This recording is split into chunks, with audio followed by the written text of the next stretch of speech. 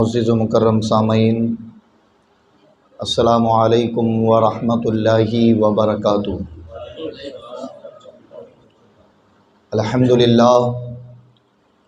الحمدللہ رب العالمین، والصلاة والسلام علی سید الانبیاء والمرسلین وعلی آلہ واصحابہ واہل بیتہ اجمعین، اما بعد۔ قال اللہ تعالی فی القرآن المجید والفرقان الحمید، بسم اللہ الرحمن الرحیم۔ یا ایہا الذین آمنوا استعینوا بالصبر والصلاۃ ان اللہ مع الصابرین۔ آمنت باللہ، صدق اللہ العظیم وصدق رسولہ النبی الامین المتین الکریم، ونحن علی ذلک لمن الشاہدین والشاکرین، والحمد للہ رب العالمین۔ قال اللہ تعالی فی شان حبیبہ المصطفیٰ، ان اللہ وملائکتہ یصلون علی النبی یا ایہا الذین آمنوا صلوا علیہ وسلموا تسلیما۔ اللہ رب محمد صلی اللہ علیہ وسلم، نحن عباد محمد صلی اللہ علیہ وسلم، صلاۃ و سلام علیک یا رسول اللہ صلی اللہ تعالیٰ علیہ وسلم۔ نبی اور آل نبی پر ایک مرتبہ اور درود پاک پڑھ لیں۔ اللہم صلی علی سیدنا مولانا محمد عدد ما فی علم اللہ، صلو علیہ صلاۃ و سلام علیک یا رسول اللہ صلی اللہ تعالیٰ علیہ وسلم۔ مختصر حمد و صلوات کے بعد قرآن مقدس کی بڑی مشہور آیت پاک تلاوت کرنے کا شرف حاصل کیا۔ آئیے متذکرہ آیت پاک کے تحت گفتگو کرنے سے قبل ہم اور آپ اللہ رب العزت کی بارگاہ میں دعا کریں کہ اللہ اپنے حبیب کے صدقے طفیل مجھے حق کہنے کی توفیق عطا فرمائے، اور ہم شرکائے بزم کو حق سن کر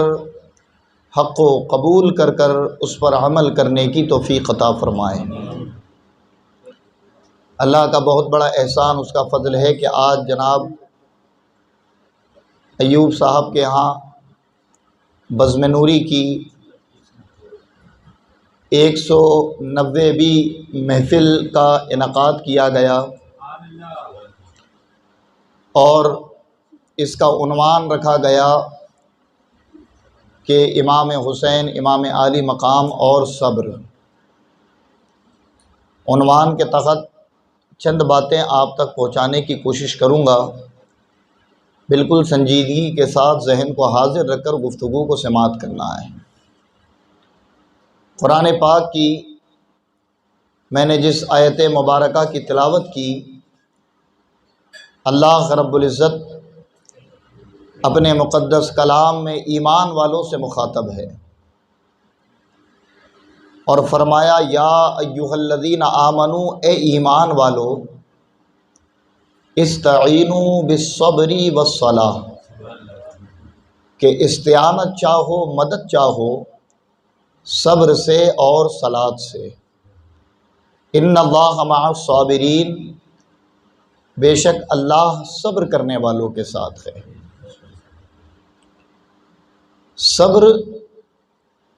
ایک ایسا عمل ہے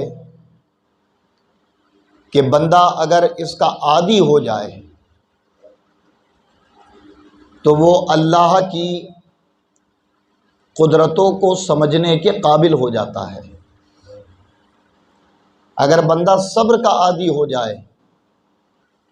تو خوش اخلاقی اس کے اندر پیدا ہو جاتی ہے۔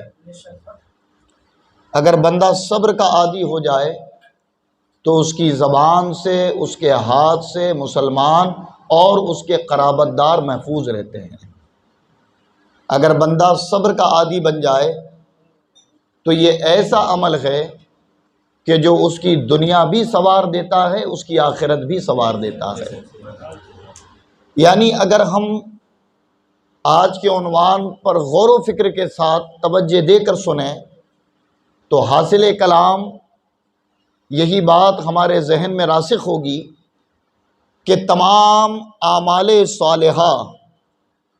اور تمام عبادات کا دار و مدار عمل صبر پر ہے۔ اسی لیے کہ اللہ رب العزت نے ہمیں دو چیزوں سے استعانت، مدد مانگنے کا حکم دیا، ایک صلاۃ اور دوسرا صبر۔ لیکن صبر کے لیے اضافی بات یہ کہی کہ اللہ صبر کرنے والوں کے ساتھ ہے۔ دیا استعانت کا حکم دونوں سے ہے کہ مجھ سے مدد مانگو صبر کے ذریعے، صلاۃ کے ذریعے، لیکن صلاۃ کے تعلق سے یہ نہیں کہا کہ میں نمازیوں کے ساتھ ہوں، میں صلاۃ قائم کرنے والوں کے ساتھ ہوں، بلکہ صبر کو استعانت اور مدد کا ایک حصہ بنا کر اس رب نے صبر کو ہی اپنی رضامندی کا سبب قرار دیا اور کہا کہ میں صبر والوں کے ساتھ ہوں۔ تو گویا پتہ کیا چلا کہ نہ نمازیوں کے ساتھ، نہ حاجیوں کے ساتھ، نہ صالحوں کے ساتھ، اللہ اگر کسی کے ساتھ ہے تو وہ صبر کرنے والوں کے ساتھ۔ اب صبر کی اتنی تقویت بیان فرمائی تو صبر کی قسمیں بیان فرماتے ہیں فقہا کہ صبر کی دو قسمیں ہیں۔ ایک وہ صبر جس کو کہا جائے کہ صبر جسمانی، اور ایک صبر طبعی ہوتا ہے۔ جو صبر جسمانی ہے یعنی آپ بیمار ہو، آپ کو تکلیف ہے، آپ مشقت میں یا کسی مرض میں مبتلا ہو، اور شدید درد کے باوجود بھی آپ کراہتے نہیں، لوگوں سے اپنے درد کا اظہار نہیں کرتے اور اس پر صبر کیے جاتے ہو، تو یہ بھی صابروں کی گنتی میں شمار ہے۔ جو کہ مشقت اٹھانا، جسمانی صبر کرنا، یہ عام طور پر ہر وہ آدمی اختیار کر لیتا ہے جس کا کوئی پرسان حال نہ ہو، لیکن اس کا تقاضا کب پورا ہوتا ہے کہ جس کے پرسان حال موجود ہوں اور اس کے باوجود وہ صبر کرے اور صبر کر کر کہے کہ اللہ تیرا شکر ہے، میں تیری رضا پر راضی ہوں، اگر تو نے مرض دیا ہے تو شفا بھی تو ہی عطا فرمائے گا۔ یہ صبر جسمانی۔ اور ایک صبر طبعی ہے، یعنی ہماری طبیعت جب کسی چیز کی طرف راغب ہو جائے اور عقل اور شریعت دونوں اس سے ہمیں روکیں، لیکن اس کے باوجود بھی ہم اس کی طرف مائل ہوں، اور اگر ہم مائل ہونے سے بچ جائیں تو یہ بھی ایک طریقے کا صبر ہے۔ یعنی آپ دیکھیں کہ عام طور پر لذتوں کو اور ان چیزوں کو بندہ پسند کرتا ہے کہ جن چیزوں میں اسے مزہ آئے، جن چیزوں میں اس کا انٹرٹین ہو، اس کا وقت کٹے، لیکن کبھی کبھی عقل اور شریعت ان جگہوں پر یا ایسے معاملات میں شرکت کے لیے ہمیں روکتی ہے۔ اگر بندہ رک جائے تو جہاں اس نے اپنی نفس پر قابو کیا، وہی ساتھ میں اس نے اپنے آپ پر صبر بھی کیا، اور اس صبر کا بدلہ اللہ یہ دے گا کہ اللہ فرماتا میں ان صابروں کے ساتھ ہوں۔ یہ صبر کی وہ قسمیں ہیں جس کو ہم اور آپ اپنے عمل میں بآسانی لا سکتے ہیں، لیکن اگر صبر کا اصل مادہ جاننا ہے اور صبر کی ابتدا سے لے کر انتہا تک تفسیر ہمیں سمجھنی ہے تو ہمیں کہیں اور نہیں بلکہ کربلا کی تاریخ اور بالخصوص امام حسین رضی اللہ تعالیٰ عنہ کا کردار پڑھنا ہوگا۔ آپ سے اللہ رب العزت نے صبر کے تمام مرحلے پار کروائے، صبر کا ایسا کوئی مرحلہ نہیں باقی رہا جس کو امام حسین رضی اللہ تعالیٰ عنہ نے پائے تکمیل تک نہ پہنچایا ہو۔ اب آپ دیکھیں کہ آپ نے کن کن چیزوں پر صبر کیا۔ مدینے میں بڑے ہوئے، جوانی مدینے میں گزری، 55-56 سال کی عمر کو مدینے میں پہنچ گئے، اور جب ظالموں نے آپ پر تشدد کرنا چاہا تو یہ تھا، ہونا تو یہ تھا کہ علی کے بیٹے تھے، خدا کے شیر کے بیٹے تھے، چاہتے تو انتقام کے لیے، مقابلے کے لیے اڑ جاتے، اور مدینے میں ہی ان ظالموں کو واصل جہنم کر کر اپنے اوپر مشقتوں کو نہیں اٹھاتے، لیکن آپ نے اس جگہ کو چھوڑا کہ جس جگہ کو چھوڑنا آج ہمارے اور تمہارے جیسے لوگوں کو گوارا نہیں۔ اگر ہمیں رب وہاں کی چند صبح اور چند شام عطا کر دے، اور جب ہمارے کانوں میں یہ صدا پڑے کہ اب تجھے اپنے وطن، اپنے گھر لوٹنا ہے، اس زمین سے اب تجھے واپس جانا ہے، تو پوچھیں ان لوگوں سے کہ جنہوں نے اپنے شب و روز اس سرزمین پر گزارے ہیں کہ جہاں دن و رات اللہ کی رحمتوں کی بارشیں ہوتی ہیں، 70,000 ملائکہ صبح جہاں آتے ہوں، 70,000 شام کو جہاں آتے ہوں، اور جو ایک مرتبہ آ جائے پھر اسے قیامت تک آنے کا موقع نہیں ملے، جہاں کی فضاؤں میں خوشبو ہے، جہاں کے ذرے ذرے نورانی ہیں، ظاہر ہے کہ ہر عاشق جب وہاں جاتا ہے تو سوچتا ہے کہ میری زندگی تمام ہو جائے، میری زندگی کا اختتام یہی ہو جائے، یا ہمارا اور تمہارا تک معاملہ ہے۔ ہم اس وقت نڈھال ہو جاتے ہیں، اپنے حال میں موجود نہیں ہوتے۔ بتائیں کہ جس کی عمر، جس کا بچپنا، جس کی جوانی مدینے میں کٹی ہو، اور اگر اسے مدینہ ہمیشہ کے لیے چھوڑنا پڑا ہو تو کتنا بڑا صبر انہوں نے اختیار کیا ہوگا۔ ہم شاید زبانوں پر وہ واقعات اور وہ تذکرے لے تو آئیں، لیکن ہم اس ماحول اور اس مرحلے کو کبھی فیل نہیں کر سکتے، محسوس نہیں کر سکتے۔ اسی لیے کہ آج ہم سے اگر کوئی کہے کہ تمہیں اپنا گھر چھوڑنا ہے، اپنے احباب چھوڑنے ہیں، اپنا وطن چھوڑنا ہے،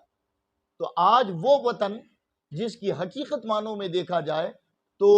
ایسی کوئی عظمت و شان نہیں، لیکن اس کے باوجود بھی وہ ہم سے نہیں چھوٹا جاتا، اور جو مدینے میں رہتا ہو جب اسے چھوڑنا پڑا ہو تو کیا بیتی ہوگی۔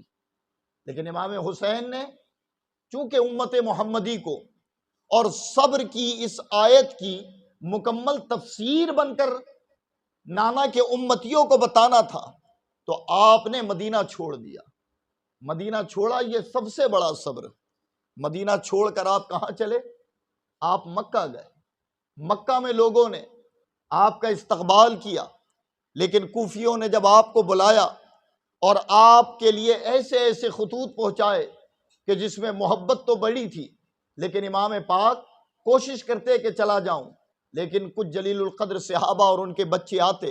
اور آ کر کہتے کہ وہ بدبخت ظالم ہیں، ان کے تم ہتھ کنڈوں میں نہ آؤ کہ وہ اپنے شر سے تمہیں بلائیں گے اور ایسا نہ ہو کہ پھر تمہارے ساتھ دھوکہ کریں۔ امام حسین رضی اللہ تعالیٰ عنہ پھر بھی کوفہ گئے، اور کوفہ کے وہی لوگوں نے جنہوں نے نام کے نعرے الاپے، جنہوں نے پلکیں بچھائیں،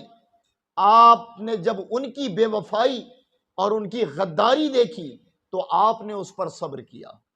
آپ کربلا پہنچ گئے، کربلا میں طرح طرح کے مظالم، پانی آپ پر بند کیا گیا، آپ کے بچوں کو آنکھوں کے سامنے مارا گیا، آپ کی خواتین کے سروں سے چادریں چھینی گئیں، آپ کے 6 ماہ کے علی اصغر آپ کی گود میں دم انہوں نے توڑا۔ یہ ایسے ایسے صبر کے مرحلے تھے کہ اس وقت تو آپ کو ٹوٹ جانا تھا، لیکن آپ صبر کے وہ جبل استقامت بنے کھڑے رہے کہ دنیا آج بھی اگر صبر کو سمجھنا چاہتی ہے تو کہیں اور نہ جائے۔ لمبی چوڑی تفاسیر پڑھنے کی ضرورت نہیں، بس کربلا کے ان مجاہدین کی داستاں اور کربلا کے مارکے کا پس منظر اگر کوئی پڑھ لے اور سمجھ جائے تو خدا کی قسم صبر کیا ہوتا ہے وہ اسے بہتر طریقے سے معلوم ہو جائے گا۔ امام حسین کی سیرت آپ نے سنی کہ کیا کیا نہیں ہوا تھا کربلا میں، لیکن اس کے بعد صبر کیا، اور صبر کے ساتھ ساتھ پابندی شرع، پابندی صلاۃ آپ نے ترک نہیں ہونے دی، شریعت کے خلاف کام نہیں کیا، نمازوں کو پامال نہیں ہونے دیا، اور صبر کا دامن بھی ہاتھ سے نہیں چھوڑنے دیا۔ آپ شہید ہوئے، پھر آپ نے سنا کہ شہادت کے بعد ان بدبختوں نے امام پاک کے گھر والوں کے ساتھ کیا سلوک کیا؟ امام زین العابدین جو آپ کے بیٹے وہ تنہا بیمار بچے،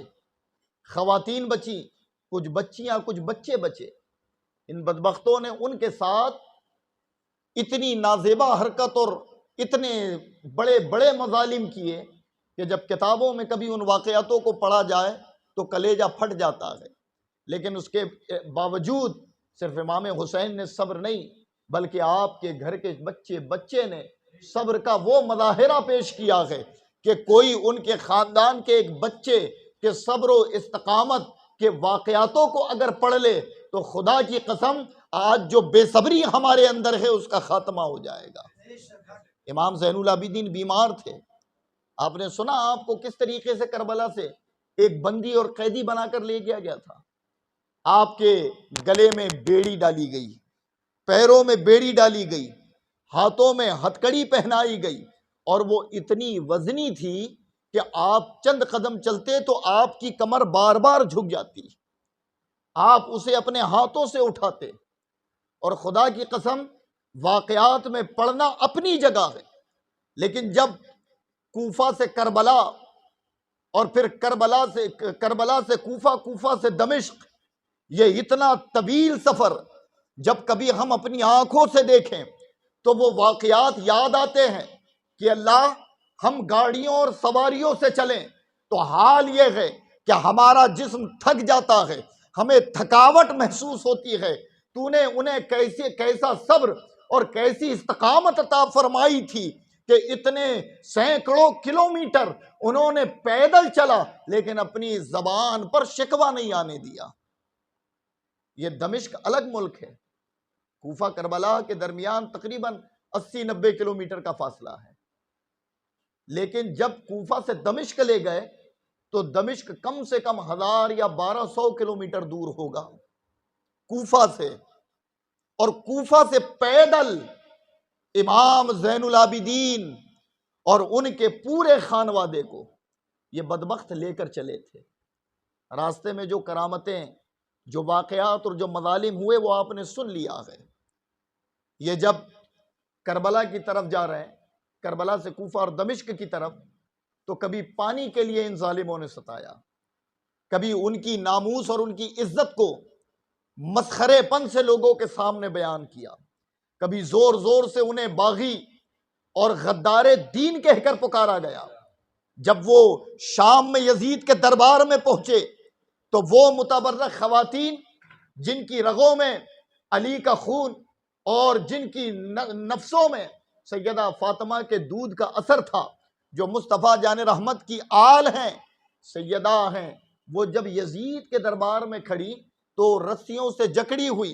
اور ان کے سروں پر چادریں نہیں ہیں۔ سیدہ سکینہ کا وہ واقعہ جب دیکھیں تو حقیقت معنوں میں آج ہمیں پتا چلے کہ صبر کہا کس کو جاتا ہے۔ جب یزید سیدہ سکینہ کی طرف مخاطب ہوا اور کہا یہ بیٹی کس کی ہے، تو سیدہ سکینہ اپنے ننھے ننھے ہاتھوں سے اپنے چہرے کو چھپاتی ہے اور اس کی باتوں کا جواب نہیں دیتی۔ جب اس نے بڑا اصرار کیا تو امام زین العابدین فرماتے ہیں اے بدبخت، تو نے جو گلے میں پھندا رسی کا ڈال رکھا ہے وہ اتنا ٹائٹ ہو گیا ہے کہ میری بچی کی آواز نہیں نکلتی، اگر اس سے سننا چاہتا ہے تو پھر اس کے گلے کو ڈھیلا کر۔ جب اس نے اپنے ایک خادم کو بھیجا تو سیدہ سکینہ لپٹ کر اپنے بھائی زین العابدین سے چمٹ گئی اور خاموش کھڑی روتی ہے۔ امام زین العابدین فرماتے ہیں بدبخت، یہ مر تو سکتی ہے لیکن تیرے غیر آدمی کا ہاتھ اپنے جسم پر نہیں لگنے دے گی۔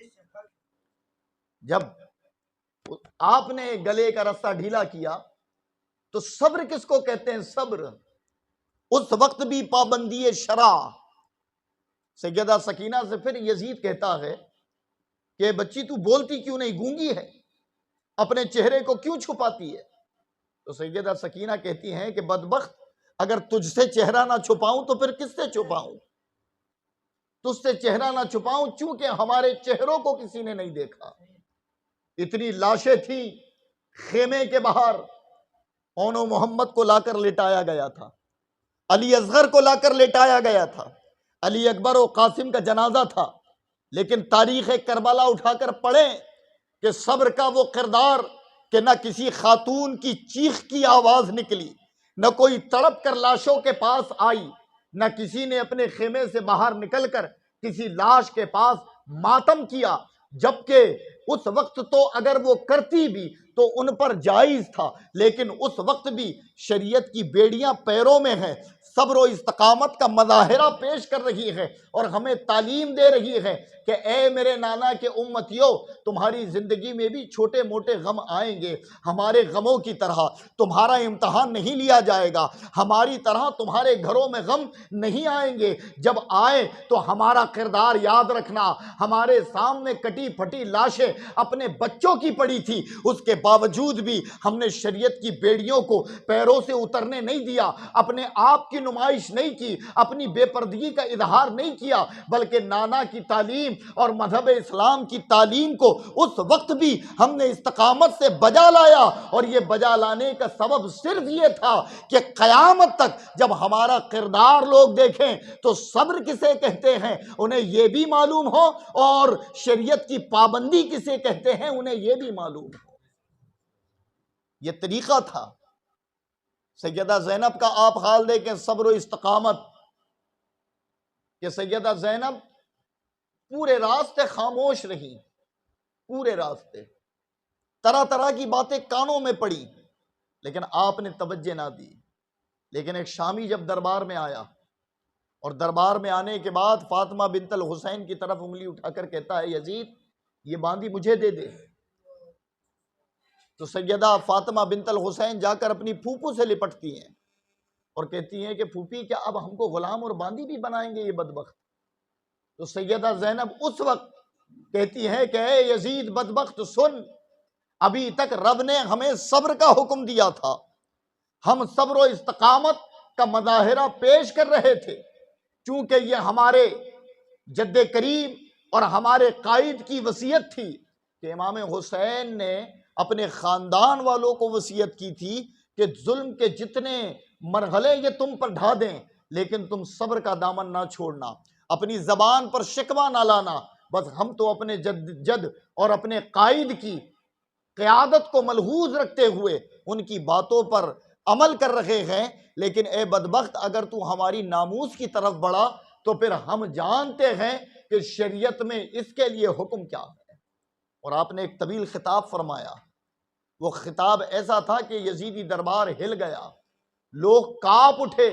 سیدہ زینب کا وہ لہجہ اور وہ انداز بیان سن کر، لیکن اس کے باوجود صبر کیا۔ امام زین العابدین کے ساتھ کیا ہوا؟ امام زین العابدین کے ساتھ تو وہ ظلم کیا گیا کہ حالت بیماری میں آپ کو پیدل اتنا طویل سفر کرایا گیا، اور پھر جب انہوں نے چاہا کہ اب ان سے ہم نجات پالیں تو یہ واقعہ شاید آپ نے سنا نہیں ہوگا کہ امام زین العابدین نے یزید کے دربار میں 3 شرطیں لگائی تھیں۔ اس میں 3 شرطوں میں ایک شرط یہ تھی کہ ایک شرط یہ ہے کہ تو ہمیں مدینہ پہنچا دے، دوسری شرط یہ تھی کہ مجھے اپنے اوپر ہونے والے مظالم اور سبب جنگ کے معاملات لوگوں کو بتانے دے، اور تیسری وجہ یہ تھی کہ جمعہ جب آئے تو مجھے دمشق کی جامع مسجد میں خطاب کا موقع دیا جائے۔ یہ امام زین العابدین نے کہا، یزید نے سنا تو یزید نے تو چاہا کہ تمام شرطوں کو نہ مانوں، لیکن اس کی مجبوری تھی کہ جو دمشق کے عام لوگ تھے انہیں معلوم نہیں تھا کہ معاملہ کیا ہے، اور جب ایک شامی کے ذریعے بات پھیلی تھی تو کئی ایک لوگوں کو معلوم ہو چکا تھا کہ یہ عطرت رسول ہے، یہ مصطفیٰ کے خاندان کے لوگ ہیں، تو وہ مجبور ہو گیا اور کچھ شرطوں کو تو نہ مانا،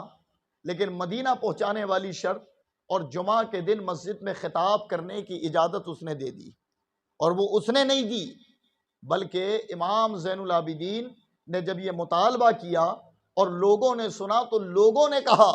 کہ ہاں امام زین العابدین جمعہ کے دن مسجد میں خطاب فرمائیں گے۔ جمعہ کا دن آیا، آپ ممبر کے قریب کھڑے ہوئے، اور آپ جب کھڑے تو ممبر پر جانا چاہتے تو یزید کہتا کہ یہ ممبر تمہارا نہیں ہے، جہاں کھڑے ہو وہیں کھڑے ہو کر جو کہنا ہے کہہ دو،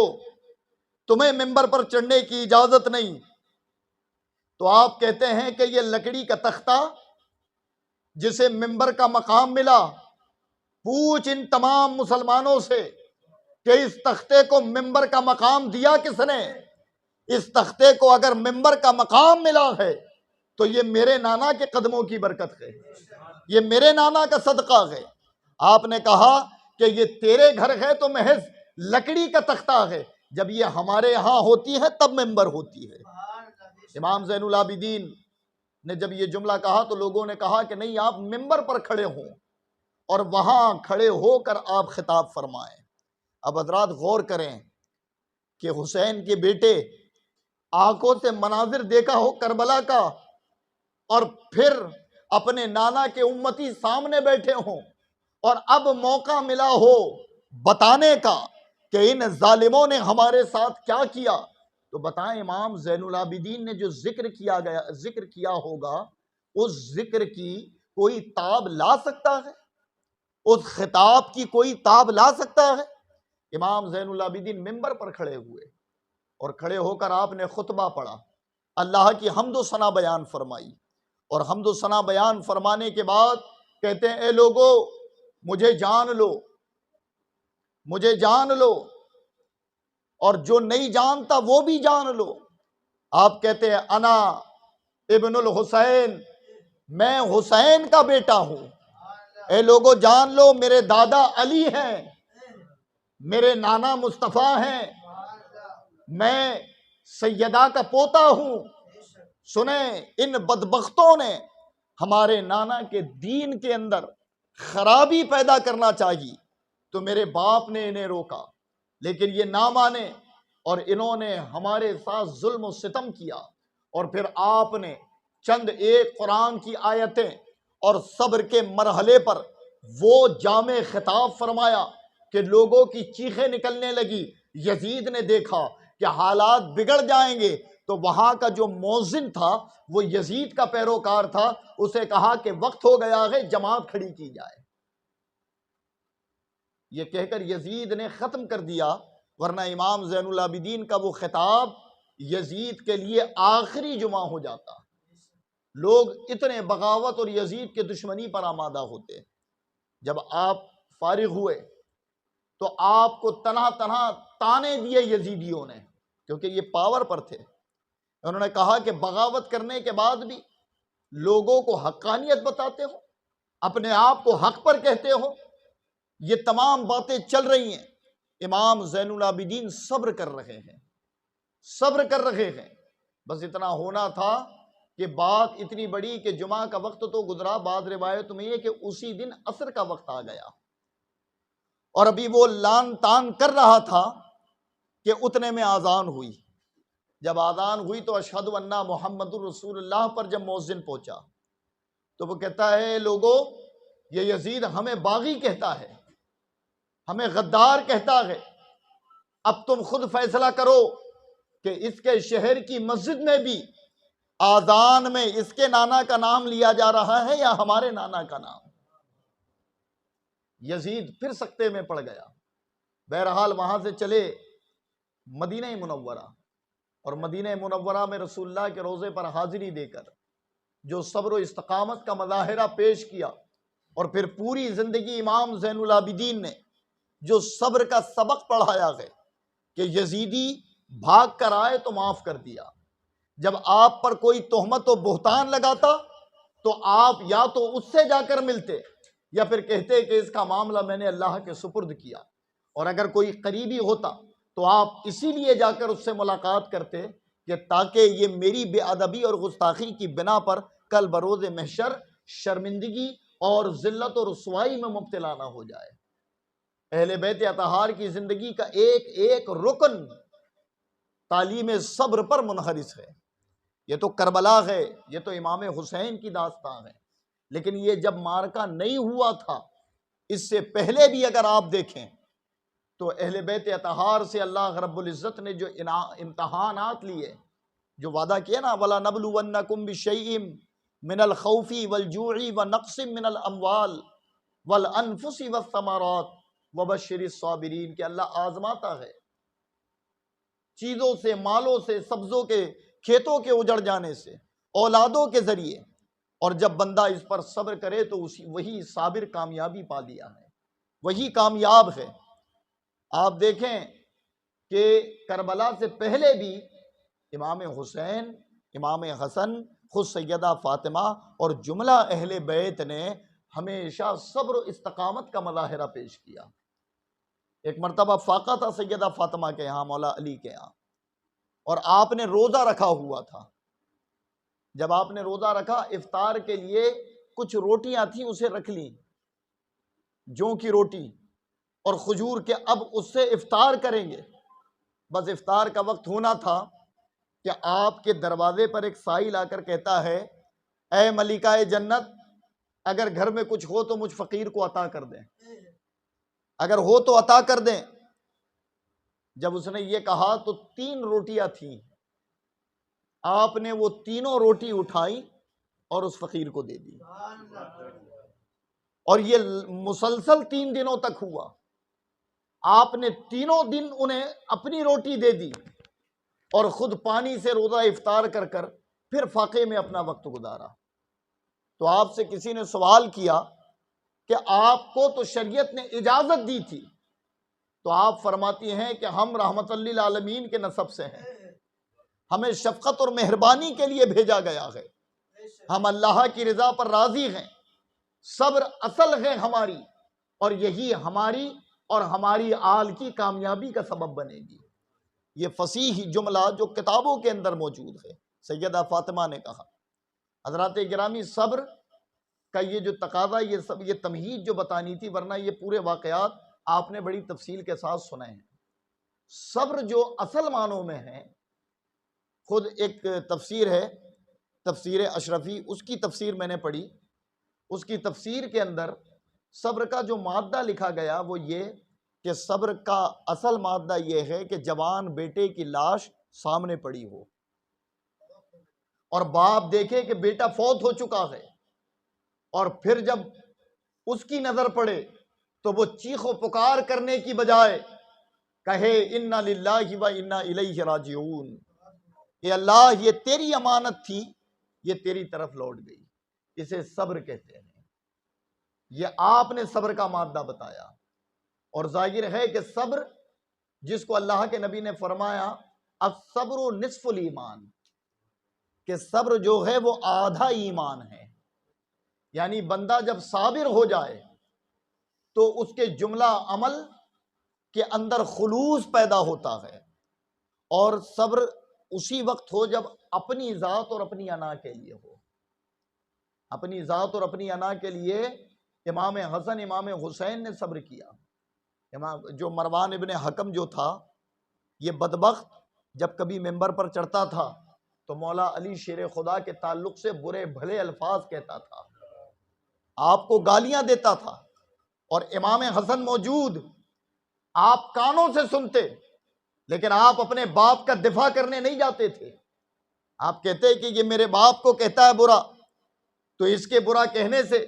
میرے باپ کی عزت و ناموس پہ کمی تھوڑی آئے گی، لیکن پابندی شرع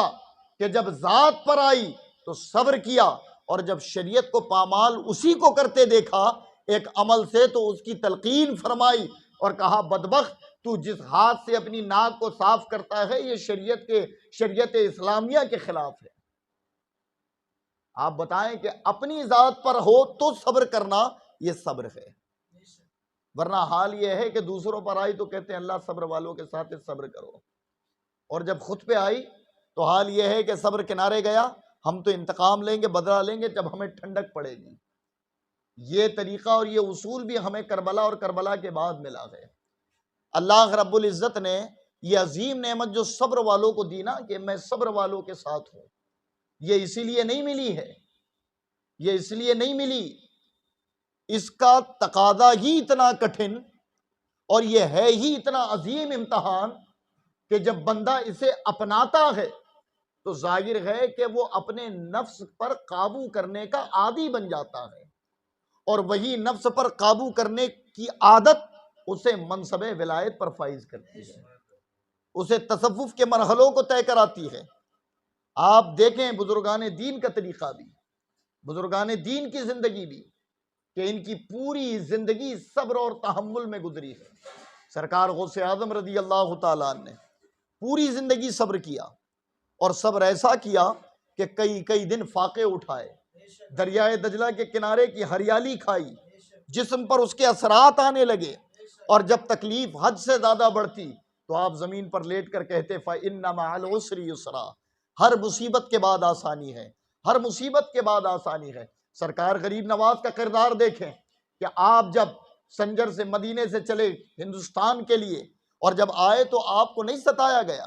آپ کو پانی سے روکا گیا، آپ پر جادو ٹونے کیے گئے، آپ پر پتھر مارے گئے، آپ پر سپاہیوں کو مسلط کر دیا گیا، لیکن آپ نے بدلہ نہیں لیا بلکہ صبر کیا اور اپنے کام کو جاری رکھا۔ یہی حال آج بھی آپ بزرگان دین کا دیکھیں، بالخصوص ہمارے اور آپ کے امام عشق و محبت اعلیٰ حضرت امام احمد رضا خواہ فاضل بریلوی کی زندگی دیکھیں کہ آپ نے امت محمدی کے لیے وہ کارنامے کیے، لیکن آپ پر جو مظالم ہوئے کہ لوگوں نے آپ کو گالیاں لکھ کر بھیجی، لوگوں نے آپ کو شرک اور بدعت کا پیروکار اور اس کو جنم دینے والا تک کہا، لیکن اس کے باوجود بھی آپ نے اپنی ذات کے دفاع کے لیے کبھی کوئی حکم نافذ نہیں فرمایا۔ جب بھی قلم اٹھائی ہے تو مصطفیٰ کی ناموس کا دفاع فرمایا، شریعت کا دفاع فرمایا، شریعت کے خلاف ورزی کرنے والوں کو آپ نے برا کہا، لیکن اپنی ذات پر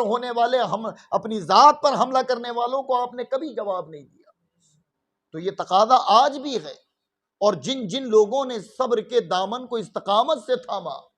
آج ان کی بلندیاں، ان کی رفعت اور ان کے مقام کو دیکھیں۔ جب کوئی آپ کے ساتھ ظلم کر جائے اور آپ محض اسی لیے صبر کر لیں کہ اللہ تو دیکھ رہا ہے، اللہ تو دیکھ رہا ہے، تو بہتر جانتا ہے کہ کون حق پر ہے کون ناحق ہے،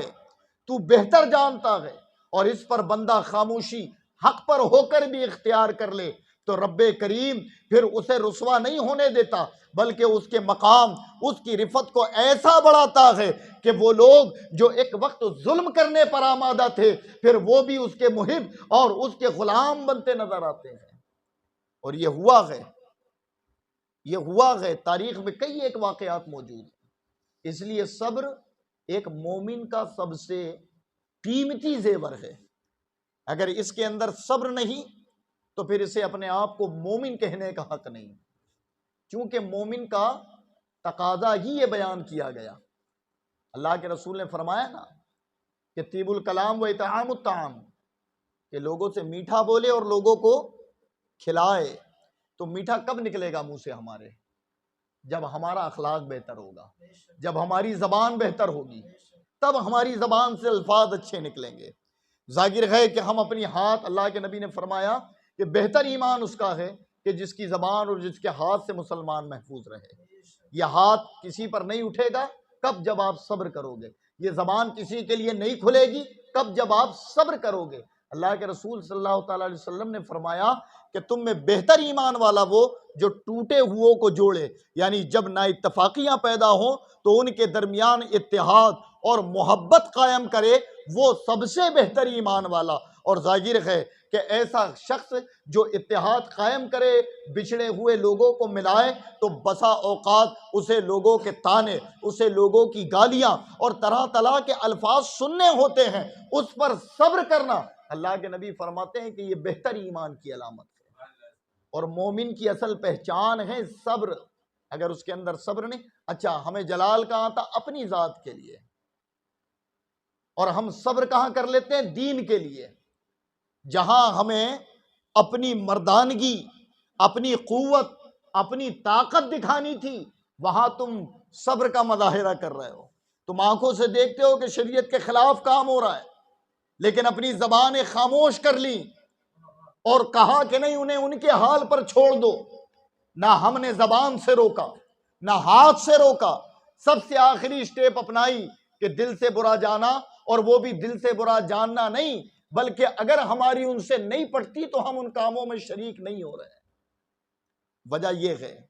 دل سے برا نہیں جاننا ہے، یہ طریقہ ہے ہمارا۔ اور ہماری ذات پر بات آئے تو پھر وہ کہیں بھی ہو، جب تک بدلہ نہ لیں گے اس کو چھوڑیں گے نہیں۔ تو آپ غور کریں کہ جو تقاضا دین نے ہمیں صبر کا بتایا، اگر مسلمان اس کے ذرے پر بھی عمل کر لے تو آج بھی اللہ رب العزت اسے بڑے بڑے منصبوں پر فائز کر دے گا، بڑے بڑے مقاموں پر فائز کرے گا۔ لیکن آج ہمارا طریقہ بالکل پلٹ چکا ہے، الٹ ہو چکا ہے طریقہ۔ کچھ اپنے آپ کو مسلمان کہنے والے آپ کی نگاہوں کے سامنے دین اور شریعت کا مذاق اڑاتے ہیں، لیکن ہماری زبانیں خاموش، ہم نہیں کر رہے کچھ، ہم اس کے لیے بات نہیں کرتے، خاموشی، اور کہتے نہیں صبر کرو اللہ دیکھ رہا ہے۔ لیکن ہماری ذات پر آئے کہ پڑوسی نے کچرا بھی ڈال دیا گھر کے سامنے تو صبح اس سے لڑے، اور اتنا کہ کوٹ کچہری اور تھانے تک کی نوبت آتی ہے، گھروں کے معاملات خراب ہیں۔ تو اللہ رب العزت نے جو وعدہ کیا نا، ان اللہ مع الصابرین، میں صبر کرنے والوں کے ساتھ ہوں، یہ اتنا آسان عمل نہیں ہے۔ آپ صبر کریں، رب آپ کے ساتھ ہو جائے، اور پھر غور کریں کہ جس کے ساتھ رب ہو جائے پھر دنیا میں اسے کیا دقت اور پریشانی ہو سکتی، وہ کہیں رسوا اور ذلیل ہوگا جس کے ساتھ رب ہو۔ اور اللہ کس کے ساتھ ہے؟ صبر کرنے والوں کے ساتھ۔ اچھا، آخری بات سن لیں جو اس عنوان کی حاصل کلام بات ہے۔ اللہ نے دو چیزوں سے مدد کا حکم دیا، کیونکہ یہ سب سے امپورٹنٹ بات ہے ان لوگوں کے لیے جو پابند صلات ہیں، جو نمازوں کی پابندی کرتے ہیں، یہ ان کے لیے سب سے ضروری ہے۔ اگر وہ اس کو اختیار کر لیں تو ان کی نماز میں اور زیادہ چار چاند لگ جائیں گے، کیونکہ نماز کا وعدہ ہے نا، ان الصلاۃ تنہی عن الفحشاء والمنکر والبغی، کہ نماز بے حیائی اور بری باتوں سے روکتی ہے۔ لیکن آپ نے اکثر دیکھا ہوگا کہ نمازیوں سے زیادہ غیبت کرنے والا تم نے کوئی نہیں ملے۔ یہ مسجد سے باہر نکلتے ہی یار امام صاحب کا انگوٹھا اٹھ رہا تھا، اچھا جس سے کہنا اس سے نہیں کہے، جا کر کسی اور آدمی سے کہہ رہے ہیں جس کو خود نہیں معلوم کہ مسئلہ کیا تھا، اس سے جا کر کہہ رہے ہیں کہ معاملہ یہ ہے۔ مسجد سے باہر نکلے تو اب عصر سے مغرب تک کا ٹائم کاٹنا ہوتا ہے، کیونکہ گھر میں کوئی سننے والا بچا نہیں، تو کیا کریں کہ اب چلیں عشاء تک مسجد کے ارد گرد ہی پھرتے رہیں، اور پھر اگر کوئی اڈا بن جائے بیٹھنے کا تو وہاں میں نے اپنے کانوں سے سنا ہے، وہاں بیٹھ کر اگر دین شریعت یا اللہ رسول کی بات ہو رہی ہو تو بات الگ ہے، وہاں بیٹھ کر بھی بات کس کی چل رہی کہ یار وہ آتا ہے وہ عجیب نماز پڑھتا ہے، یہ عجیب طریقے سے پیر پھیلاتا ہے، اس کا ہاتھ دیکھو وہ ہاتھ کدھر باندھتا ہے، وہ تو مسجد میں آتے ہیں اور ان کے بازو میں کھڑے ہونے کا دل نہیں ہو، طرح طرح کی باتیں ہوتی ہیں مسجد کے باہر نکل کر، جبکہ وعدہ کیا کیا رب نے؟ یہ بے حیائی اور بری باتوں سے روکے گی۔ تو اب یہ کیسے رکو گے؟ سنو، اللہ نے جس آیت کو میں نے موضوع سخن بنایا، اس میں اللہ نے فرمایا استعانت چاہو صبر سے اور صلات سے۔ تو پہلے کیا لایا؟ صبر، پھر حکم کس کا ملا؟ صلات، کہ پہلے صابر بنو پھر پابندی صلات کرو۔ اور ظاہر ہے کہ جب تمہارے اندر صبر آ گیا اور اب تم اللہ کی عبادت کرو گے تو اللہ کے دربار میں اگر کسی کا دھکا تمہیں لگ گیا تو تم ناراض نہیں ہوگے، اگر کوئی تمہیں ایک بات کہہ دے تو تم خاموشی اختیار کر لو گے، تمہارے اندر بدلاؤ پیدا ہوگا، اور جب ایسا شخص بن جائے تو اس شخص کے لیے نماز بے حیائی اور بری باتوں سے بچنے کا سبب بن گئی۔ اس لیے اللہ نے کہا استعینوا بالصبر والصلاۃ، اور ایمان والوں کو مخاطب کیا۔ اللہ تبارک و تعالیٰ کی بارگاہ میں دعا ہے کہ اللہ تبارک و تعالیٰ ہمیں صبر کی توفیق عطا فرمائے، اور جو ہم نے کہا سنا اس پر ہمیں استقامت کے ساتھ عمل کرنے کی توفیق عطا فرمائے، اس لیے کہ حقیقت معنوں میں میرے بزرگوں بھائیوں کہ صبر ایک ایسی دولت ہے کہ آپ کسی ایک چیز پر اللہ کی رضا کے لیے کبھی صبر کر کر دیکھیں، لیکن صبر کا تقاضا پورا ہونا چاہیے کہ نہ آپ اس کا تذکرہ کسی سے کریں اور نہ آپ اس بات کا دفاع کرتے پھریں، بس اللہ کے بھروسے چھوڑ دیں۔ اس کا انعام اللہ دنیا میں دیتا ہے، اور وقت نہیں، فوری طور پر، کہ جب وہ بندہ اپنے صبر کے مرحلے پر پائے تکمیل تک کھرا اتر جائے، رب کریم اس کا انعام اسے دیتا ہے۔ آج بھی کوشش کر کے دیکھیں کبھی کہ آپ کو کسی نے کہا ہو کہ یار یہ تو چور ہے، آپ کے کانوں نے سن لیا، اب آپ دفاع مت کریں، آپ خاموش رہیں اور خاموش رہ کر اللہ کی ذات پر چھوڑ دیں۔ اگر آپ حق پر ہیں تو اللہ کی ذات پر چھوڑ دیں کہ اللہ اگر میں ہوں تو مجھے ہدایت دے دے، اور اگر میں نہیں ہوں تو اسے ہدایت دے دے۔ یہ جملہ اختیار کر کر خاموش ہو جاؤ۔ آپ دیکھو گے کہ جب تک آپ اور اس کہنے والے کو موت نہیں آئے گی، جب تک وہ چیز پلٹ نہ جائے۔ سمجھ آئی؟ جب تک وہ چیز پلٹ نہ جائے، نہ آپ کو موت آنا ہے نہ اس کو موت آنی ہے۔ یہ حقیقت میں آزمائی ہوئی بات ہے، یہ کبھی کر کر دیکھیں۔ چونکہ یہ کٹھن ہے، اسی لیے رب نے کہا ان اللہ مع الصابرین، میں صبر کرنے والوں کے ساتھ ہوں، میں صبر کو اختیار کرنے والوں کے ساتھ ہوں۔ اور بندہ اللہ رب العزت صبر کی بنا پر بندے کو کامل بناتا ہے۔ آج بے صبری ہمارے اندر، اسی وجہ سے ہمارے اندر سے دین کا اصل حسن ختم ہو گیا، اکابروں کی تعلیم ختم ہو گئی۔ آج ظاہر پر ہماری زندگی کی عمارت تنی ہوئی ہے، جو کب ڈھا دی جائے گی کوئی بھروسہ نہیں۔ اور بزرگان دین کے نقش قدم پر اگر عمل ہو، ان کے صبر کی نقل کی جائے، تو ہر محاذ پر آج بھی مومن کامیاب و کامران ہے۔ اللہ نے کہا نا میں ساتھ ہوں، اور یہ مسلمان کا ایمان ہے کہ جس کے ساتھ اللہ ہو جائے، خالق ہو جائے، ہے تو وہ اپنے بندوں کے ساتھ، لیکن اللہ کے کہنے کا مطلب میں اس کے ساتھ یعنی میں اسے اپنی قربت دے دیتا ہوں، صابر کو میں اپنی قربت دے دیتا ہوں، اتنی قربت دے دیتا ہوں کہ پھر وہ صبر